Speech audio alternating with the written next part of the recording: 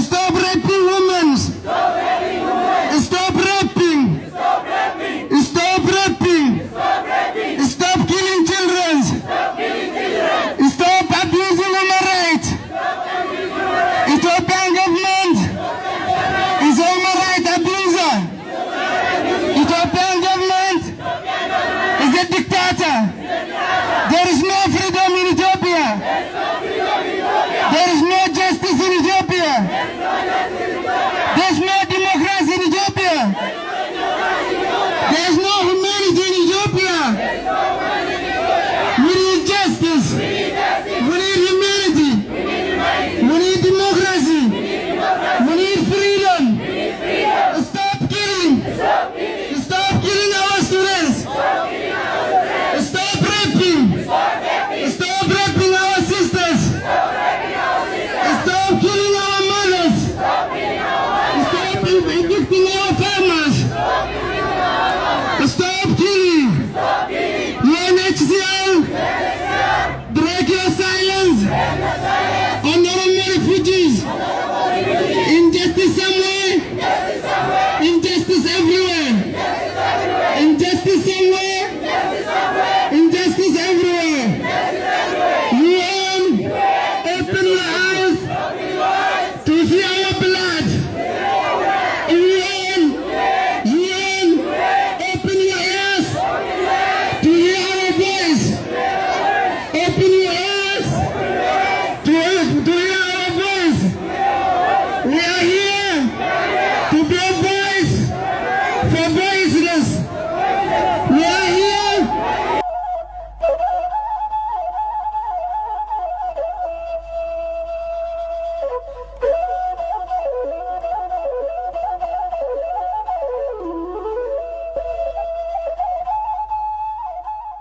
Okay, thanks a lot. Ethiopia, South Sudan, and Haiti. In Ethiopia, I'm sure the UN is aware, there have been pretty detailed reporting about a crackdown on protests in Oromo for people protesting what they call the seizure of their land, etc. People say that 140 people have been killed. Given that the UN has an office in Addis, what is the UN's knowledge of these killings? I don't have anything with me here, but I will check. And South Sudan, this is we've been back and forth about these situation reports, and I wanted to ask you whether you have anything in your binder about fighting near a place called Diabio, but I also wanted to ask you, I've now heard that the situation reports will no longer be distributed electronically, and more troublingly, that local UN staff are not supposed to be told the contents of the reports. And I'd like you to check that. I don't know Sure. what situation reports you're talking about. Sure. So, I mean, Well, obviously you're getting situation reports that may be But I custom guess made for you that I the don't overall get. question. Obviously, there are different types of reports. Sure. There are those done by the peacekeeping UNDSS. mission, which I give to you. There are others done, like you said, by DSS. These are the ones you seem to have unlimited access to, which is, I guess, good for you. The point is, DSS is entrusted to keeping our staff safe, and I trust them to share the information they need to share to ensure that all staff, whether national or international, have the information they need to be able to stay safe. That's okay. And the final thing is on at least for me, is on Haiti, on the statement that you had the day before the earthquake anniversary. The reference, it obviously doesn't use the word cholera, but I wanted to. It seems that it refers to continuing problems with clean water and sanitation. And given the allegations that existed around cholera, Mr. Medrano now is no longer on the case. What can you say something prior to this anniversary? What percentage of the problem was fixed by the fundraising appeal of the Secretary General, or what is there a plan by the UN to improve what? Well, we continue to work with the government of Haiti through a national committee, which the UN sits and other partners, to improve the subpar sanitation facilities and water facilities that exist in Haiti. We have tried to raise money through this effort, and I will try to give you some exact numbers, but I know the money that was raised is not sufficient to face the problem. And before the Secretary General's term expires, do you anticipate, is it possible in any way, this issue that some people call impunity, others might call immunity, might be reconsidered or addressed? If I have something to share, I will. So I close the debate, and the vote will happen immediately after we have completed the 3 debates on the breaches of human rights. We move on to the next point on Ethiopia. I would like to first ask to take the floor our colleagues who are rapporteurs on this issue. The first person would be Mr. Sebastian. The floor is yours. Thank you very much, President. First of all, I would like to say that we should be pleased with ourselves with the consensus that backs this resolution. This is a long and complex resolution which is inevitable when we talked about Ethiopia. The starting point is very clear. What we want to denounce here is the government crackdown on peaceful protests of pastoralists and farmers that were protesting because the government was trying to change the borders, the municipal borders of Addis Ababa, and this change would have had a huge impact on their lives, but these peaceful protests were repressed very violently, and apparently more than 140 people died. This was the urgent matter that brings us here today, but this resolution also wanted to talk about the general backdrop of what is happening in Ethiopia at the moment. What is Ethiopia at the moment? It is a country with a failed democracy that has been abducted, if you like, by a one-party state where there's repression against the Oromo and other ethnic groups. There are a lot of displaced persons and refugees in this country. Many of them flee to Europe, but the government also applies the anti-terrorism law on its citizens. It persecutes NGOs and it incarcerates EU citizens, among others. Of course, this country plays a key role in the region, but that shouldn't excuse the EU's position. The EU must make sure that all the human rights provisions in the Ethiopian constitution are respected. Ethiopia is one of the poorest countries in the world. Those of us who have visited Ethiopia have witnessed such abject poverty. I don't think there's worse in the world. The EU is the leading donor there, and we have to make sure that we force the Ethiopian government to honor its commitments when it comes to human rights. If we don't do that, we'll be giving up one of the main roles the EU has. Thank you. Muchas gracias, señor diputado. Pani poseł Isabella Adinolfi, 1 minuta. Thank you for the floor to Madam Adinolfi for 1 minute. Presidente. Thank you very much, President. Freedom of expression is a fundamental right, and it's a right that needs to be protected. It's protected by the African Union Charter and the Cotonou Agreement. The rights enshrined in the Declaration of Human Rights have to be respected. Otherwise, there can be no genuine democracy. We need a political dialogue to be set up which would be transparent and inclusive, including all political decision makers, the civil society, and the representatives of the population as a whole. We need to ensure that the European Union can allow African countries to free themselves from the legacy of colonialism without falling into any kind of neo-colonialism where free trade agreements are often examples of this. So, Mr. Demesmaeker, the floor is yours. Thank you, President. Ethnic groups like the Oromo and the Amhara are having a tough time because of their opposition work in Ethiopia. They are the target of organized violence. So although the country is doing well in terms of economic growth and human development and is one of the better pupils in the African class, the human rights situation is far from rosy. Economic growth, which has been state-driven, has a downside. The government doesn't tolerate anyone having a say. Independent journalism is extremely difficult. Ethiopia is a semi-open prison for opposition leaders, and reforms are pushed through without taking into account the impact on the population. For example, the Addis Ababa Master Plan, a blueprint to expand the capital into the Oromia region. This triggered peaceful protests which were crushed, with, as a result, 140 people dead. The huge pressure was exerted and the plan was shelved, and calm has returned, but the situation will remain precarious unless some room is left for political freedom. If Ethiopia wants to maintain its economic progress and be the donor darling of the European Union, then change is sorely needed. Pani poseł Becerra Basterrecea, I'm sorry. Pan poseł Jerzy Pospieszil, 2 minuty. Bardzo proszę. Mr. Pospieszil for 2 minutes. Thank you, Chair. On behalf of our group, I would like to support this motion for resolution. We are discussing a matter of human rights in Ethiopia again after several months because there are things taking place in Ethiopia, as people have said here. Put quite simply, at the end of last year there were more than 140 people killed, brutally slaughtered, while peacefully demonstrating in Addis Ababa. These people, a member of the Roma ethnic group, were peacefully protesting against changing the Addis Ababa city plan, thus losing their pastures, etc., and being forced out of their homeland.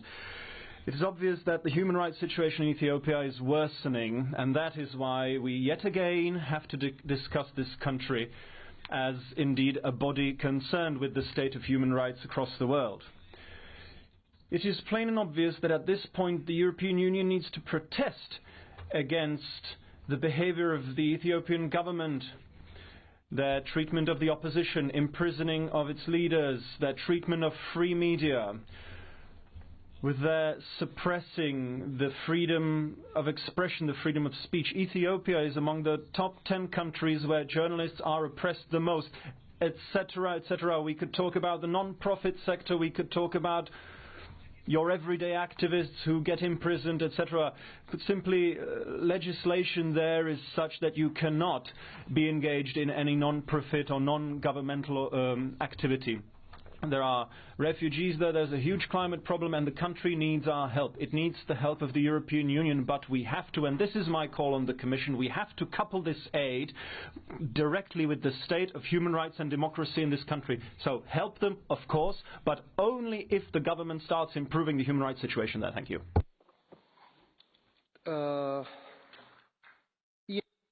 Pani poseł Beatriz Becerra Pasterechea. I give the floor to Madame Becerra. Thank you very much, President. Commissioner, while the member states of the EU with more than 500 million inhabitants can't seem to distribute 160,000 refugees, Ethiopia, a poor country with 96 million inhabitants, is hosting 700,000 refugees, mainly from South Sudan, Somalia and Eritrea. At the same time, Ethiopia plays a key role in the influx of immigrants that come to Europe's shores. I think we all understand that we can only solve this puzzle if we tackle the root causes of immigration. And I hail the common agenda on migration with Ethiopia that will provide 253 million euro and 10 key actions for the Horn of Africa. But Mr. Mimica, I'm worried about the following, and I have 2 questions. What role will the European Parliament play in this program? We also say in this resolution that Ethiopia has serious problems with violations of human rights.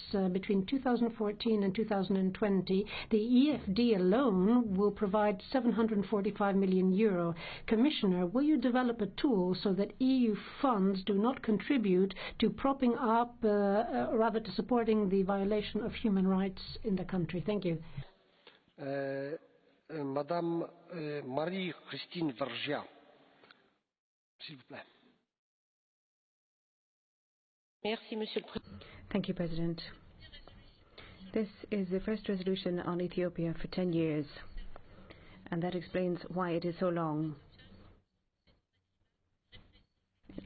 There's a climate of repression in Ethiopia.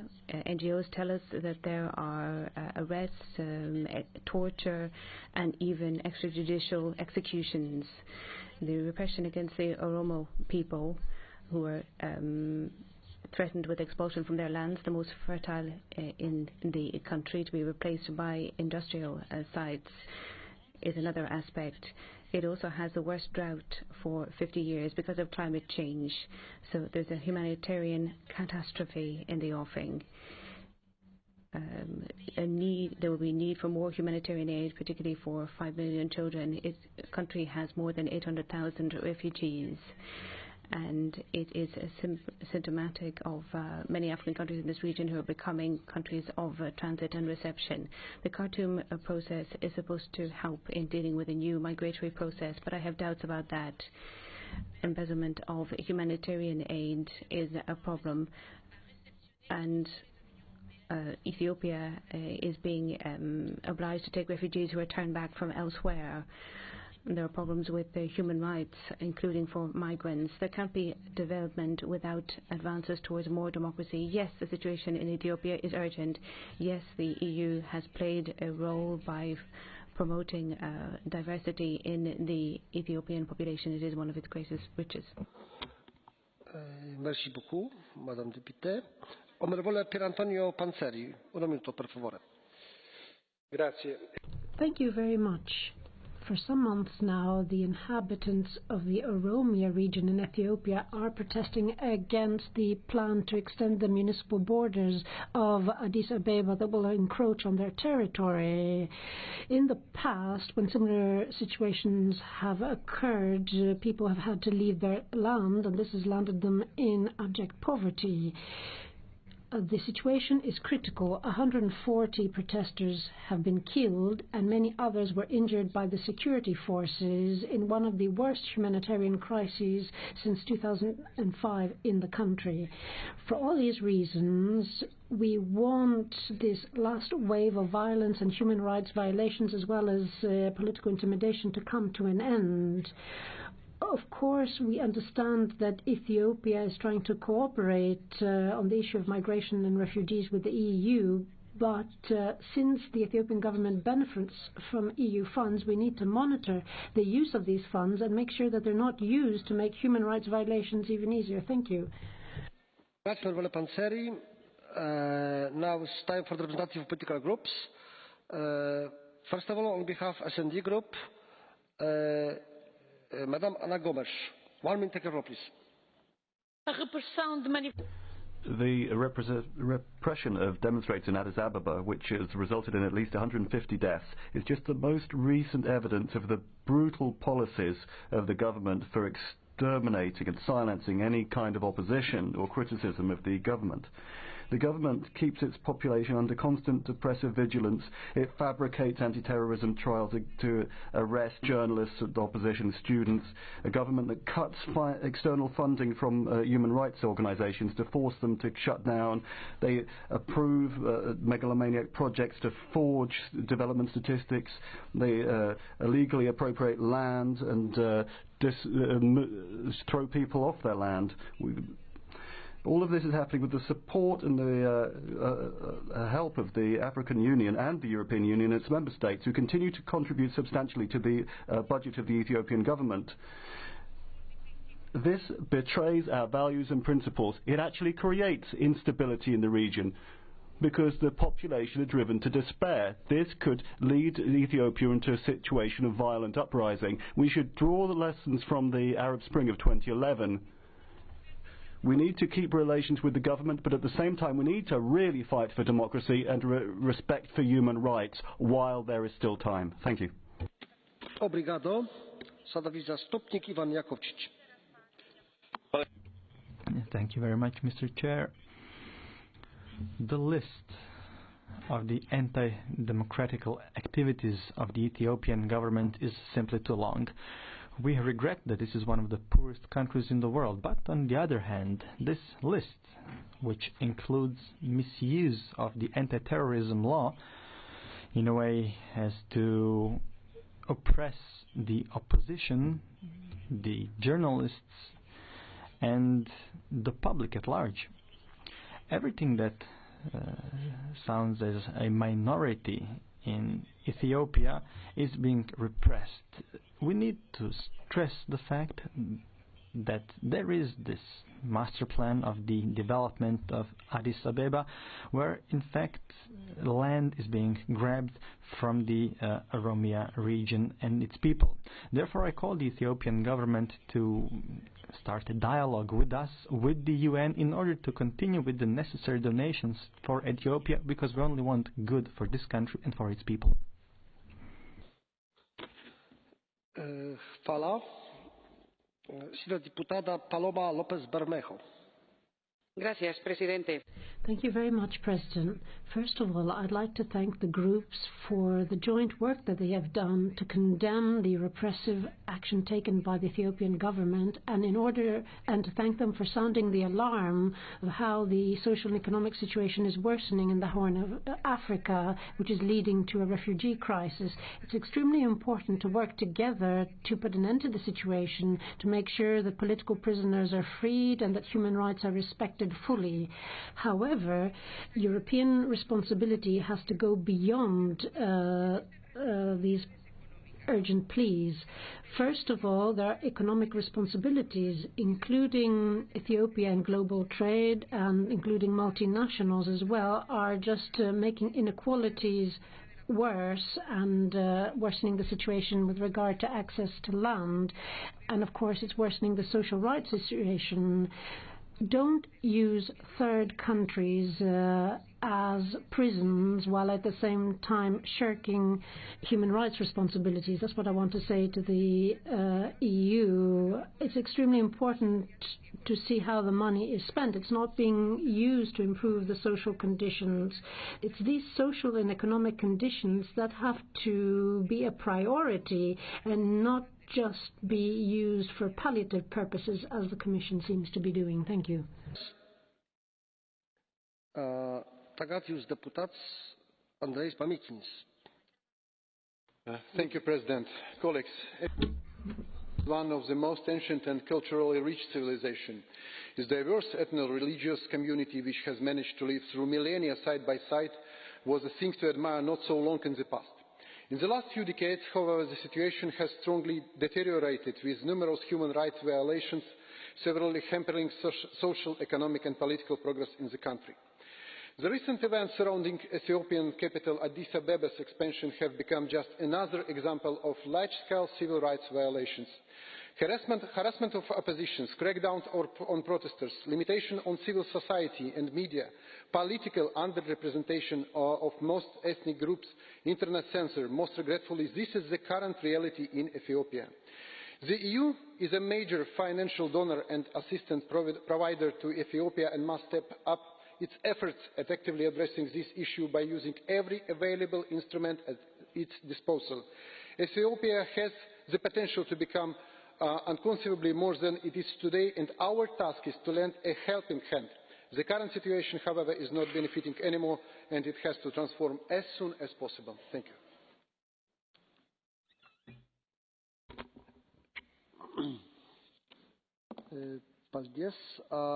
Catch the procedure. Deputy Stanisław Polczak. Děkuji, pane předsedo, za Thank you, President.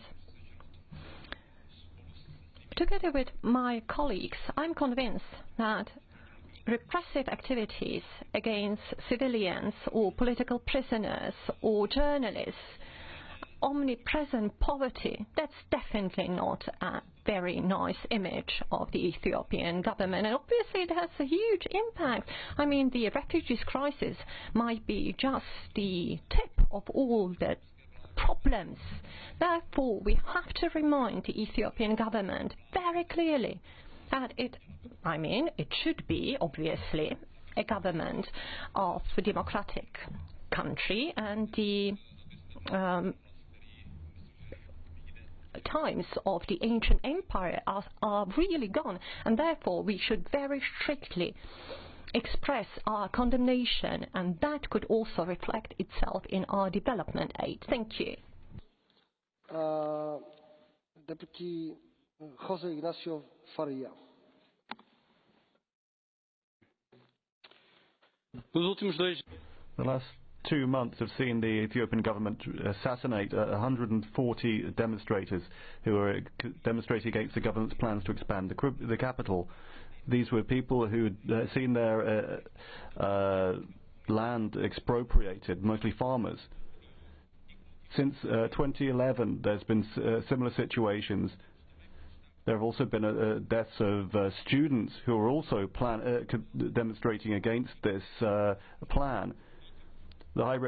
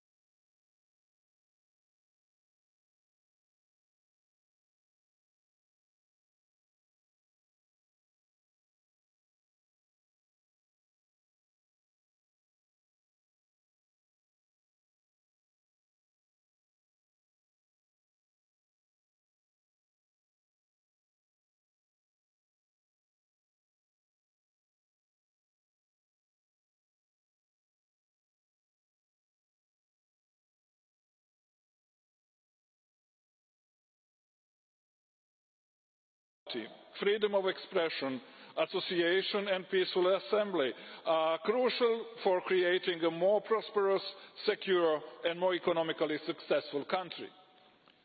In that context, the European Union is closely following recent unrest in Oromia, triggered by the urban expansion plans for Addis Ababa city, with concern. There were also ethnic clashes in the Amhara region, which received less attention from the media, but which also resulted in casualties. On 23rd December last year, the European External Action Service spokesperson called for a peaceful resolution of the disputes. These events show the importance of constructive dialogue to address grievances. We called for clarity on all acts of violence and abuses perpetrated against protesters, as well as accountability for such violations. We have raised these concerns with the Ethiopian authorities in Addis and most recently in Brussels, when Minister for Foreign Affairs Dr. Tedros Adhanom came to visit the High Representative and Vice President Mogherini on 13th of January. He recognized the situation and informed that the Addis Ababa expansion master plan had been discarded. Ethiopia is facing many other challenges where we are also working with the government. The population has grown dramatically in recent decades, now reaching over 100 million people. This is a challenge in terms of job creation, service delivery and poverty reduction. The efforts of 2 consecutive droughts and of El Niño have left 10.2 million people in need of food assistance, in addition to 8 million already benefiting from government's programs. This endangers the social and economic development of the country. In this context, the European Union provides and shall continue to provide political and financial support to improving the human rights situation in Ethiopia, but also to supporting in parallel efforts by the government in terms of poverty reduction, economic and social development and humanitarian issues.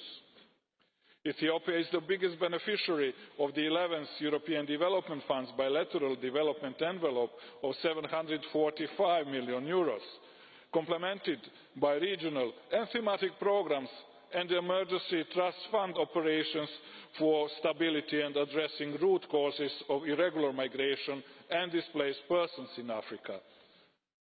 Despite these immense needs, Ethiopia has an open door policy and is the largest refugee hosting country in Africa with over 700,000 refugees. In the EU, we shall provide support on this issue through the Regional Development and Protection Programme for the Horn of Africa, as well as through recently signed Common Agenda on Migration and Mobility. Ethiopia is an important partner for the European Union in many areas: migration, climate change, regional peace and stability, to name but a few. We enjoy a constructive engagement on all these aspects that are important to Europe, to Ethiopia and to the region. In the same vein, the European Union will resolutely continue to stress the importance of human rights in Ethiopia and support the country in the respect of the fundamental freedoms of its citizens. Thank you, Mr. President.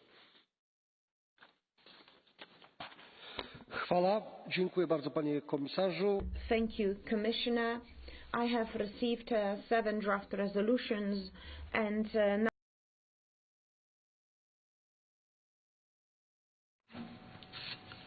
Hello, everyone. This is Congressman Keith Ellison, and I'm very sorry I can't be with you today at this very important gathering on human rights in Ethiopia, particularly concerning the Oromo community. But I want to tell you that I'm very proud that you have taken the initiative and the leadership to demand that there be equal justice, fair treatment, and human rights in Ethiopia. I'm so excited to learn that you're hosting this conference about human rights and the crisis in Ethiopia. I stand in solidarity with the members of the Oromo community, as I have for many years, and the Ethiopian diaspora in this very difficult time. And I want to express my condolences for the families of the victims.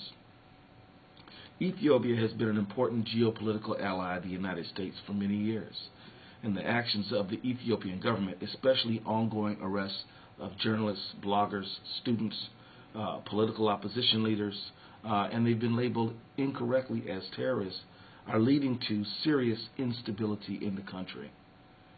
The actions of the Ethiopian government cannot be simply ignored. Action is required. And this is recently seen in the late 2015 when police forces met peaceful protests with violence in the Oromia region, killing over 140 people. The crackdown comes as Ethiopians are facing one of the worst food crises in its history. It's vital for the United States to ensure its power as an important ally and donor of the Ethiopian government by ensuring stability. And what this means is raising up the flag of human rights. We cannot stand silent. We cannot simply allow our ally to do whatever it wants to the people of Ethiopia. We have to stand up and stand with people struggling for basic human need and human rights. My office has been working on this issue in partnership with Ethiopian and Oromo constituents in the 5th Congressional District. Let me just share with you a few things that we've done. We're happy to do more, but we're happy that the Ethiopian Oromo community has been willing to educate us and to share information with us, and we look to continue this partnership. But now let me mention just a few things that we've done already. One, during the start of the Oromia protests, my office led a letter to Secretary John Kerry, co-signed by Representatives Betty McCollum and Tom Emmer, expressing your concerns and your outrage at the mass killings and arrests of protesters. I'm right now working on a piece of legislation to encourage and facilitate respect for human rights, democracy, good governance, and free and independent judiciary in the Federal Democratic of the Republic of Ethiopia. I'm also working with Congressional Human Rights Commission, known as the Tom Lantos Commission, to have a hearing to highlight the experiences of people struggling for human rights among the Oromo, Ogaden, Gambela, and other communities who have experienced human rights tragedies in Ethiopia.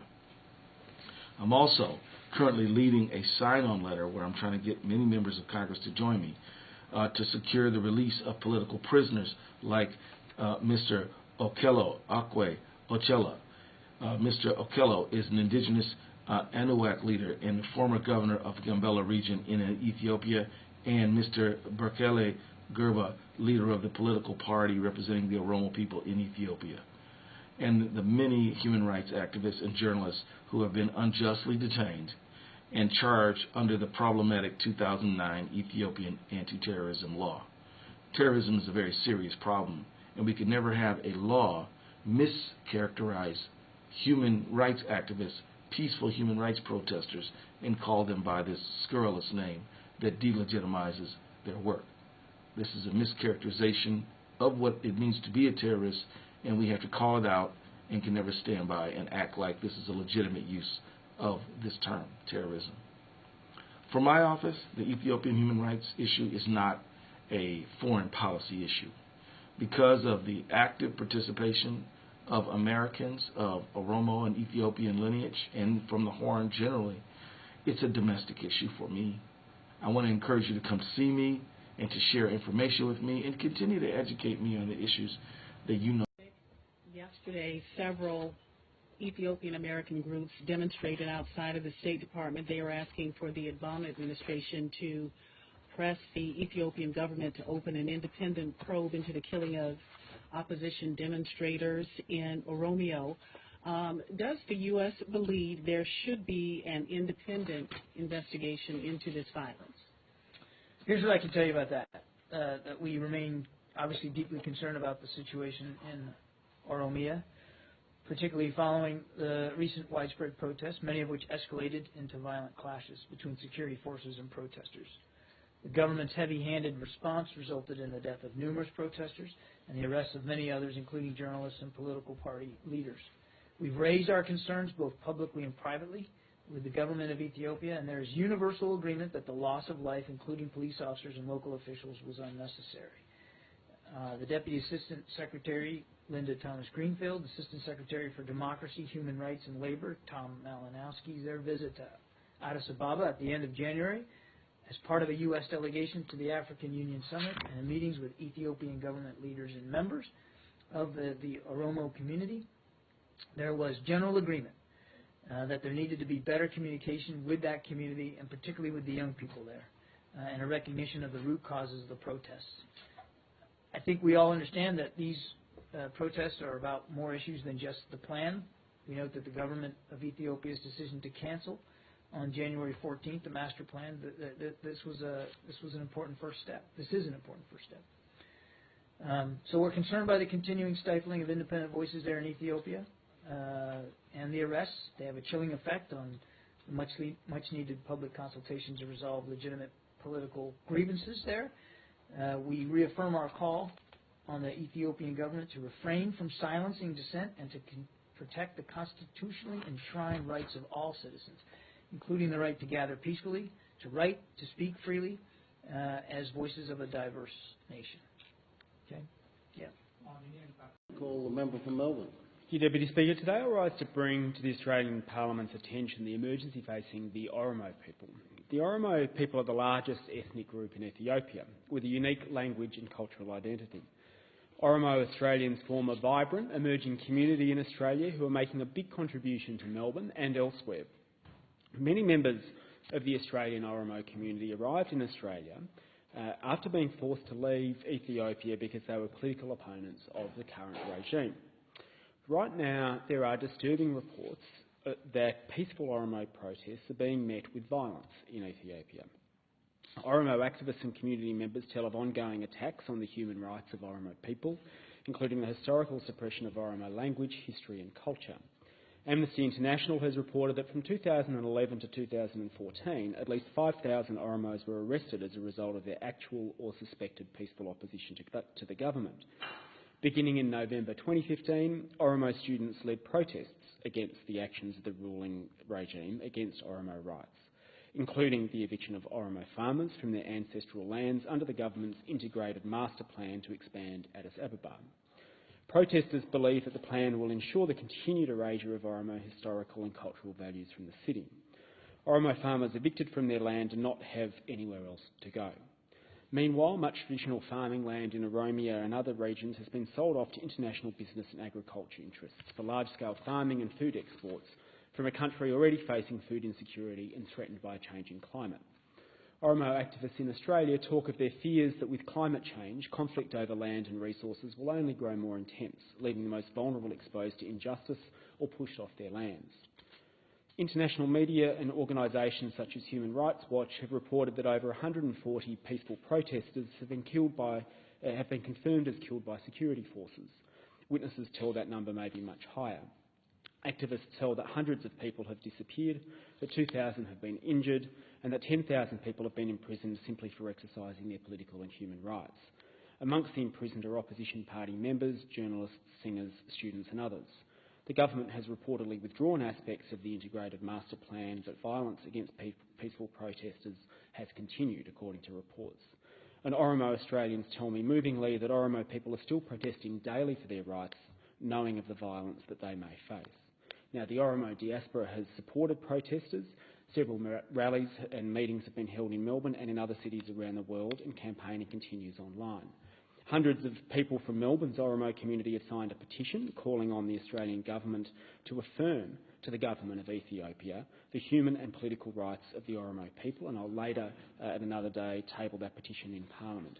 I urge our government to take action with the Ethiopian government to ensure that human rights and dignity are extended to all, including the Oromo. The member for Melbourne and call the member for the question. The House to now adjourn. I call the member for Holt. Thank you, Speaker. Speaker, this Saturday on the 5th of March, the Oromo Media Network Pacific, the acronym being OMNP, in conjunction with the Australian Oromo Community Association in Victoria, has organised a celebration of the OMNP second anniversary, which is commencing at 2 p.m. at the Flemington Primary School. The OMNP is a not-for-profit, non-partisan news organisation whose purpose is to produce first-hand, citizen-driven reporting on Oromia, the largest and most populous state in Ethiopia. The anniversary will be marked by the visit of Oromia Media Network Director Mr. Jawar Mohammed and Professor Mohammed Hassan Ali of Georgia State University in Atlanta. This anniversary will also highlight an issue that I've raised in this House before, the ongoing persecution of the Oromo peoples in Ethiopia. The Oromos are the largest ethnic group in Ethiopia. Its population constitutes over 40% of the 100 million people who live there. The Oromo people are an ancient peoples with a rich culture and heritage. They also have been oppressed by consecutive Ethiopian governments and regimes for the last century. The Oromos are protesting against the Addis Ababa Integrated Development Master Plan. This master plan is designed to expand the Ethiopian capital city of Addis Ababa. This will result effectively in the displacement of 2 million Oromo farmers off their ancestral lands without any compensation. At present, 500,000 Oromos have already been displaced and evicted. Local Oromo activist Toltu Tufa has said, the master plan is designed to be put in effect over a span of 25 years, with the final phase occurring in 2038. When it's fully complete, it will incorporate 36 towns and 17 rural districts of the Oromo region into the greater Addis Ababa territory. And this includes towns like Finfani, Sulata, Dukum, Chanko, Adama, Ambo, Sabata, Mojo and other towns. It will encompass a total area estimated to be 1.1 million hectares. In response to the protest by the Oromos, the Ethiopian government has announced it would deploy a full military force against all protesters, labelling these protesters as terrorists. Oromos have been protesting around the world, including in Melbourne since April 2014, when the Integrated Development Plan was revealed to the public. In Ethiopia, university students staged protest rallies, and in response, the Ethiopian government forces brutally killed over 70 students, injured hundreds, and incarcerated thousands. This caused a flare-up of protests across Oromia.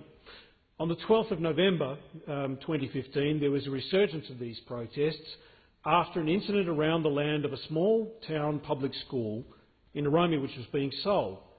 What happened is the government killed elementary school students in that town, and that provoked further national resistance of the movement which has shaken the country. In response to that particular atrocity and the ongoing persecution of the Oromo peoples, the European Parliament on the 21st of January this year issued an urgent motion condemning the recent use of violence by the security forces and the increased number of cases of human rights violations in Ethiopia. It calls for a credible, transparent and independent investigation into the killings of at least 140 protesters and into other alleged human rights violations in connection with the protest movement after the May 2015 federal elections in this country. The motion also calls on the Ethiopian authorities to stop suppressing the free flow of information, to guarantee the rights of local civil society and media, and to facilitate access throughout Ethiopia for independent journalists and human rights monitors. The EU, as the largest single donor, should ensure that EU development assistance is not contributing to human rights violations in Ethiopia. In addition, Mr Speaker, many Oromos in Australia are also lobbying our federal government to provide a stronger, more considered response to the immediate and escalating crisis in Ethiopia in light of the ongoing persecution. I wish to thank some very important people, Senke Weshe, Biftu Gutama, Toltu Tufa and Abdera Hana from the southeastern region Oromo community for their continual advocacy and work in organising politicians' awareness of the ongoing persecution of the Oromo community and keeping us informed about what's happening in Ethiopia. There are terrible things that are happening in this place, Mr Speaker. To this Parliament to bring it to the attention. I condemn the Ethiopian government for the protests of these people and urge that they cease this ongoing persecution. And the voice of the Oromo community in Ethiopia. The Oromo population is 40 million in Ethiopia, and the largest ethnic group in Ethiopia and the Horn of Africa. Despite their majority, they are subject to political, social, and cultural injustices and systemic discrimination. There is currently 20,000 Oromo political prisoners, and their treatment has been criticized by the International Human Rights Organization. Today we have members of the Oromo community here, and I will ask you to all stand. And as they stand, I would like to announce resolution. So it is a House resolution expressing a concern of the Ethiopian government violent response to peaceful student protests. Whereas 1 year ago, when Oromo students protested against the controversial Addis Ababa master plan, the Ethiopian government used excessive force, killing at least 78 people, severely injuring hundreds of students, and imprisoning thousands of protesters. And whereas recently the Oromo students again peacefully protested the master plan in an aggressive land grab of the Ethiopian People Revolutionary Democratic Front, the EPRDF regiment. And I yield to Representative Clark. Thank you, Mr. Speaker, and I know our constituents. Whereas the proposed master plan presents severe political, economic, cultural, social, and environmental disaster for the people of Oromo. And whereas the Ethiopian government is once again escalating violent response to these peaceful protests, resulting in at least 10 deaths and thousands more at risk every single day. Now, therefore, I yield to Representative Moran. Be it resolved by the Committee on Rules and the Legislative Administration of the House of Representatives of the State of Minnesota that it condemns the brutal act of the Ethiopian government and encourage all allies and the international community to do the same. This is dated January 29, 2016.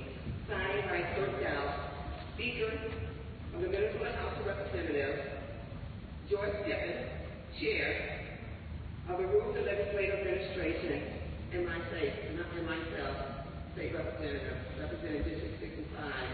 And I ask that we too stand for the moment of all the lives that have been lost in Ethiopia in regards to the Oromo community.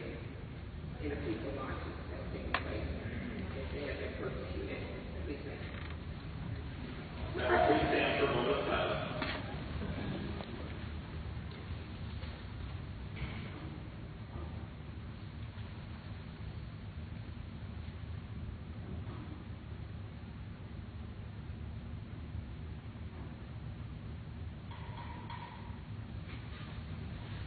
Reports of standing committees and divisions. Good morning. I'm so happy to be here, and thanks CSIS for convening this. I am a political scientist by training, and so I will be giving a political story, not a health story, but I hope it'll provide some value to put a context for not only my colleagues who will be commenting, but then the larger report. There's a key contradiction in Ethiopia between, on the one hand, a state that has delivered significant health benefits, as enumerated quite in some detail in this report, and has also delivered the expansion of education to the rural areas, the development of infrastructure so that people even in quite remote corners of the country can now move much easier. It's an extraordinary story. And it's an accurate part of the story. There's also kind of a high modernism of the Ethiopian developmental state, of huge dams and light rail through the city and huge, glass skyscrapers and shopping malls on Boli Road. But the most impressive economic piece, I think, is the piece that the CSIS team uncovered, a really kind of village-level change that is quite extraordinary. At the same time, however, I told you the contradiction, is that it's an extraordinarily authoritarian system. The ruling party, the Ethiopian People's Revolutionary Democratic Front, won 100% of the seats in the last election, the 2015 elections, which was actually an improvement from its 2010 result, which was 99.6% of the seats. And so this is a regime that has enormous power. It's a regime that is integrated from the top to the bottom so that the executive committee of the ruling party takes a decision and it filters through the party down to the regions, down to the Woreda regions, down to the Kibelis, which are like neighborhood associations, even down to systems where there's 1 to 5, one sort of party person and 5 folks who that person is responsible for. So an incredibly powerful, effective regime that can do things that are possible to do with top-down orders and with top-down distribution of resources and top-down discipline. It's not at all good at dealing with bottom-up demands from the people or bottom-up demands for participation, for democracy and respect for human rights. I know my colleagues will get into this a bit more than I, so I'll just a couple of words about the recent political history. In 2005, there were elections that were the most competitive elections that Ethiopia has ever seen. The outcome is contentious, but by the Ethiopian Electoral Board's figures, something like 1/3 of the seats went to the opposition. Really an extraordinary shift, but subsequent violence and boycotts meant that that moment of political opening was closed. This was further closed between, say, 2005 and 2010 with the passage of a series of laws restricting civil society and the media. And so it is in this very limited political space that Ethiopian actors have the room to maneuver. Virtually no political space. As I've said in some of my writings, that it's been a process of criminalizing dissent. If you don't agree with the regime, you are therefore criminal, or in the current jargon, often a terrorist, an agent of a foreign government, and so on and so forth. We unpack both of those pieces, the strong authoritarian, I'll just say a couple more things, and I'll speak about the current protests going on in Ethiopia today, and then I'll say a few words about U.S. foreign policy, and then I'll let my colleagues come in because we're trying to reserve as much time as possible for questions.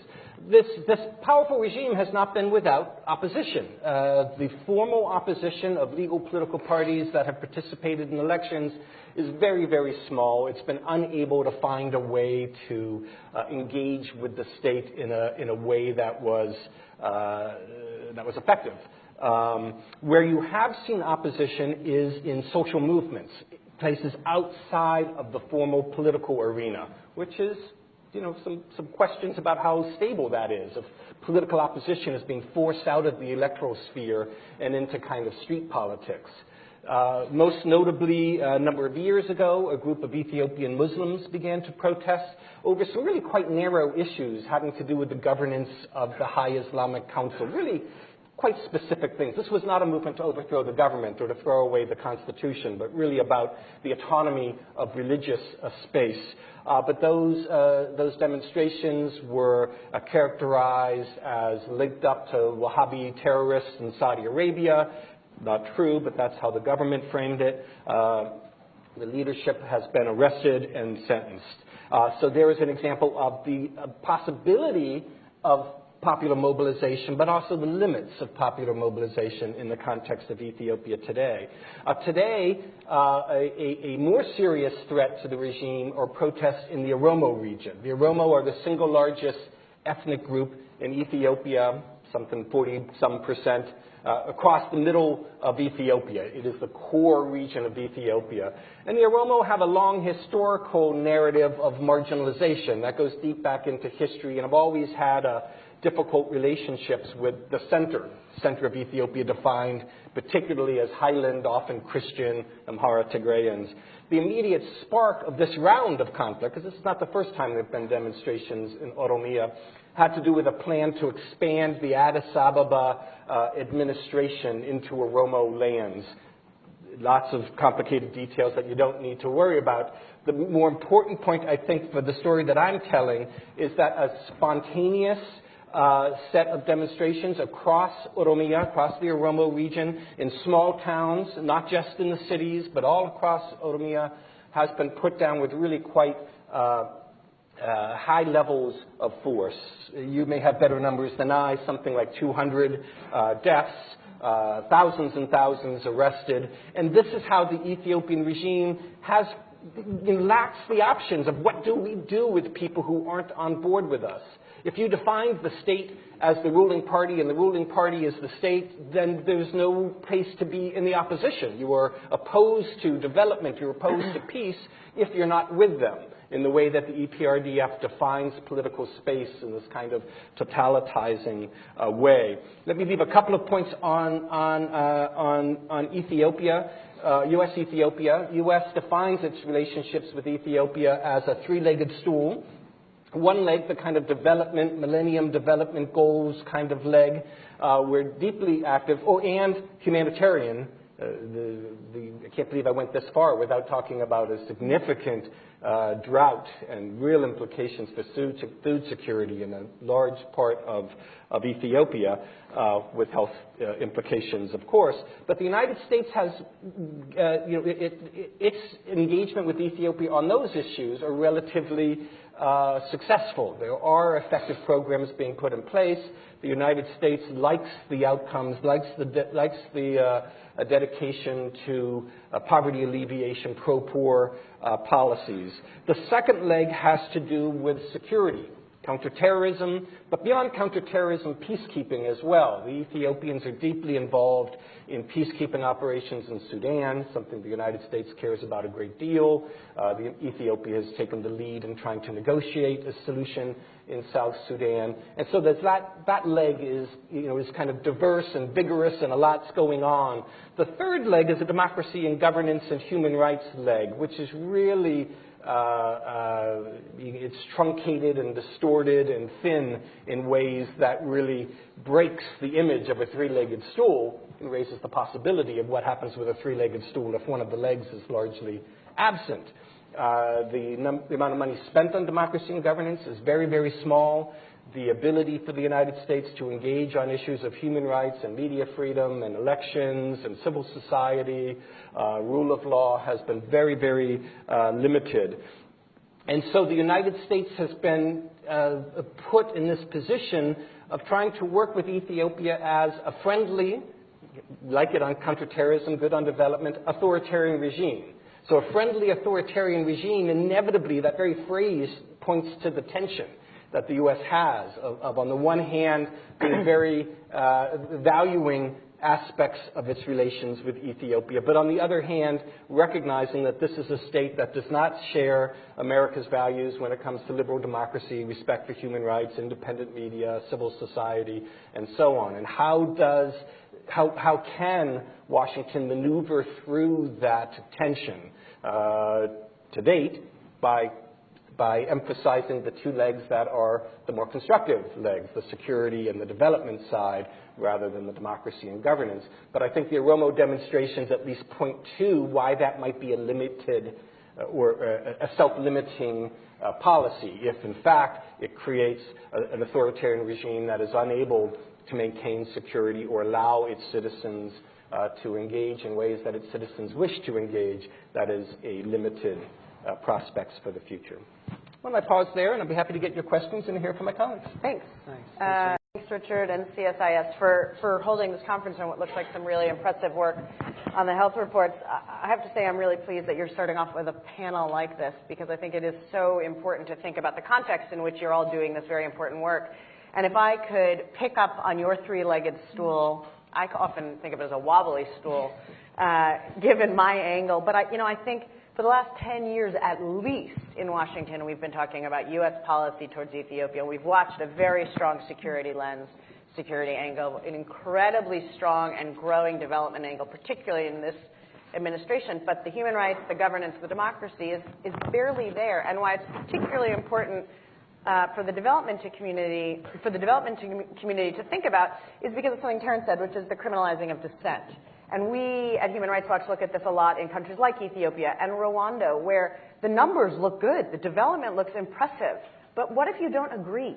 How do you say anything about that? What happens to you if you actually don't agree with the numbers? What if you think the books have been cooked? I put this out as a bit radical, but what happens to you? And so it throws into question how far along the progress really is, and also how sustainable it is. What is happening to the most vulnerable communities, and are they getting access to the things that everybody thinks they're getting access to? So those are the types of things we look at Human Rights Watch when we think about development successes in countries like Ethiopia and Rwanda, which often have a lot of parallels in sub-Saharan Africa. So I want to drill down a little bit. You covered sort of the big picture issues, but I want to talk a little bit about some of the civil society, anti-terrorism / political prisoner concerns, and then the security forces. And I'd like to go into a little bit more detail on the Oromiyo protests, because we actually have been following it about as closely as one can. We've interviewed, my Ethiopia researcher has interviewed some 60 people to talk about what's going on, not in the country, because I should mention we aren't really allowed in the country. So I should apologize in advance because I'm going to paint a rather bleak picture, and it's not even 9:30 in the morning. But I do that under the guise of making sure that the development community and everybody else who works on Ethiopia knows exactly what we're saying and can consider that as part of their work, I hope, as well. So when we think about Ethiopia, we think about the fact that opposition leaders, civil society activists are either in jail or have been forced to flee for exercising their basic right to freedom of expression. We think about the fact that legitimate avenues for political peaceful protest are all but closed. The question that comes up for us is, if you don't have any opportunities for dissent at all, if you're thrown in jail or forced into exile or just so afraid that you stop talking, what happens? At some point you go to the street. And what happens if you go to the street and you get shot at or get tear gas thrown at you? Your peaceful protest might turn violent. And I think that's a little bit what we are expecting in Oromia. And so the context, you got to let out the steam, basically. And if it's like a boiling pot and there's no steam that can get out, you're creating this combustible environment. So if we go back a little bit to 2005 and we think about that election, sort of the last opportunity for some movement, for the steam to come out, when there was, in fact, some opposition candidates who were elected. We also think about the response from the regime, which was to strafe and kill, I think, 85 people because they were unhappy with the opposition's response. And as a result, we have seen, as Terence said, elections that have got increasingly more victorious on behalf of the authoritarian party, to the point where 100%, hey, that's good. A lot of people like the ruling party, but really, 100%? High turnout too. Right, 540 seats all went to the same party? That's amazing. But at the same time, if you think about the legislation that has been passed in the intervening years, in 2009 there were two bills that were passed, the Civil Society Proclamation and the Anti-Terrorism Proclamation, both of which I should mention the U.S. government was working on at the time, but did very little to get ahead of. We kept saying, oh, there are draft laws, you should really take a look at this. And they said, oh, it's not going to pass, it's not going to pass.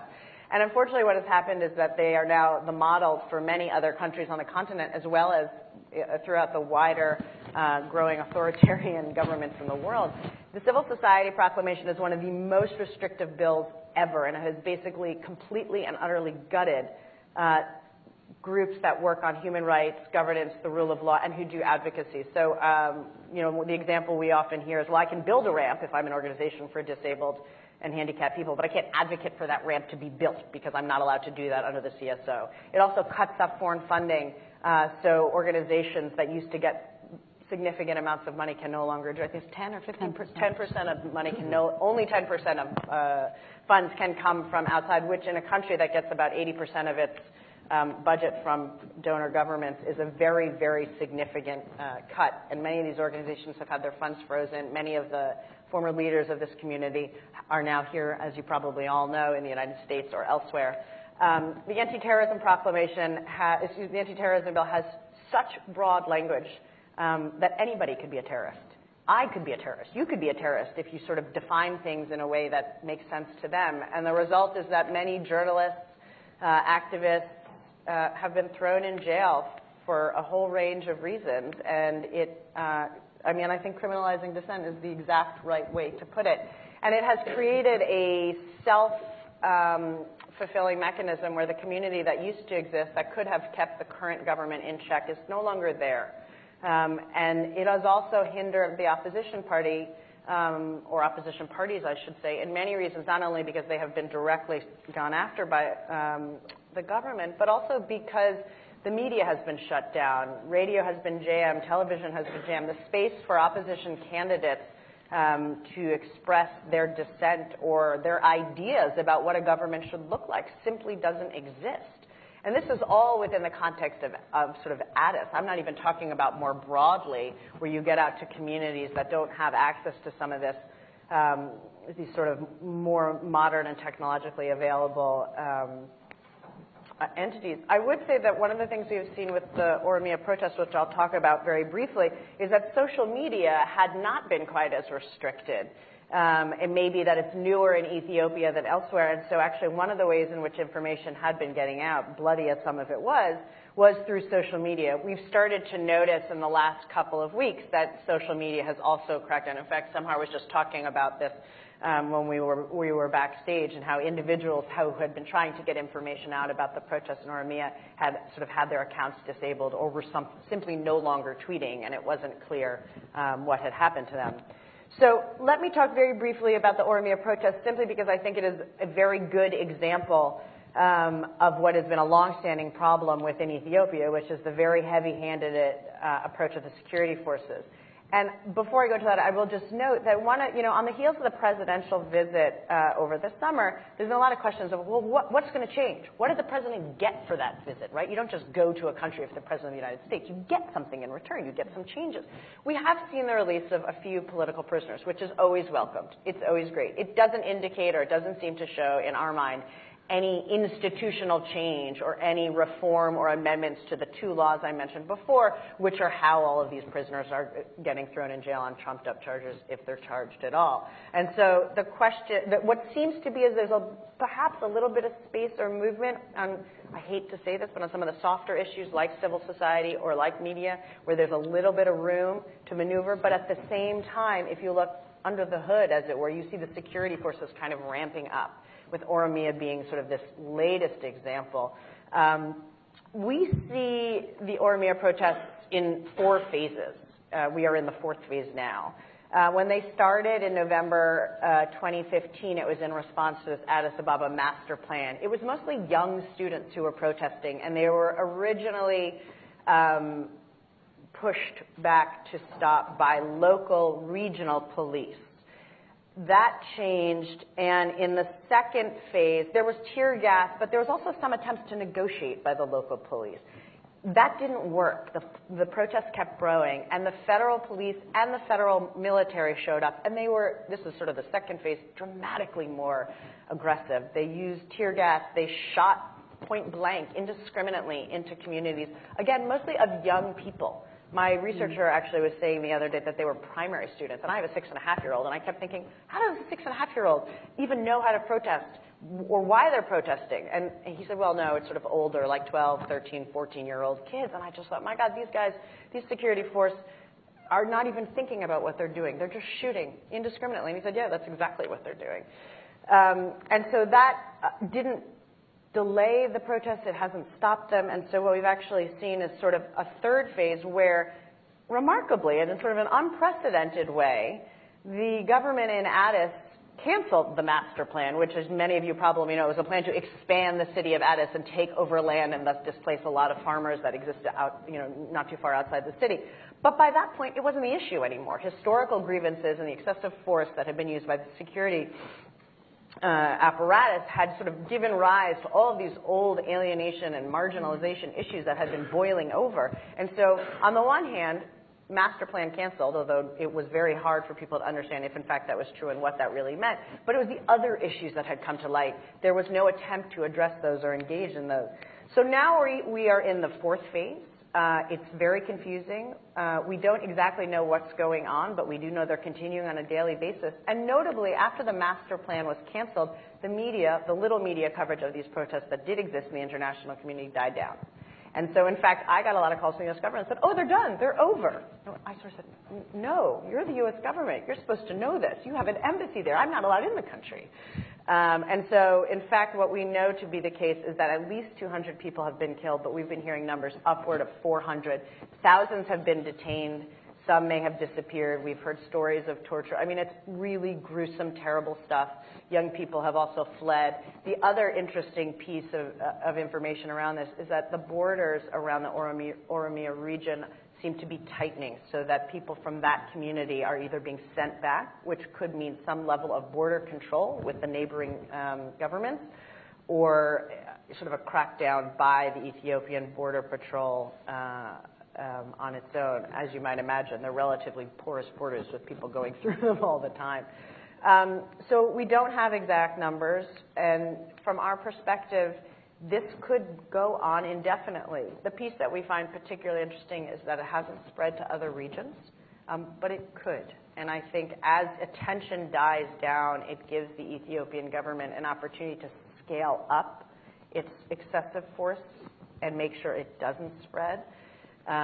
So while it's hard to keep an eye on what's going on there because so few people are able to get into the region, and now even less information is getting out, we're going to continue to do that. And I raise this as an example simply because Gambella and the Somali region are previous examples of basically the same thing for similar reasons. This is a tactic used by the Ethiopian government in a larger strategy of repression. And so I think I'll leave it there. I'm happy to answer more detailed questions. But again, I'm sorry to paint a bleak picture this early in the morning, but it seems necessary. Thanks. Thanks very much. Over millions of Oromo students, journalists, farmers, teachers, and elders have been protesting since the last month over the government's plan to integrate parts of the region with the capital city Addis Ababa. The protests started in the month of November in central Oromia regions and have spread all over Oromia since then. The Ethiopian police and military have used deadly force to contain and shut down the peaceful protesters, including one that took place in the town of Bako Tiba. Many have been brutally injured and killed by the hands of the Ethiopian government, while others are still in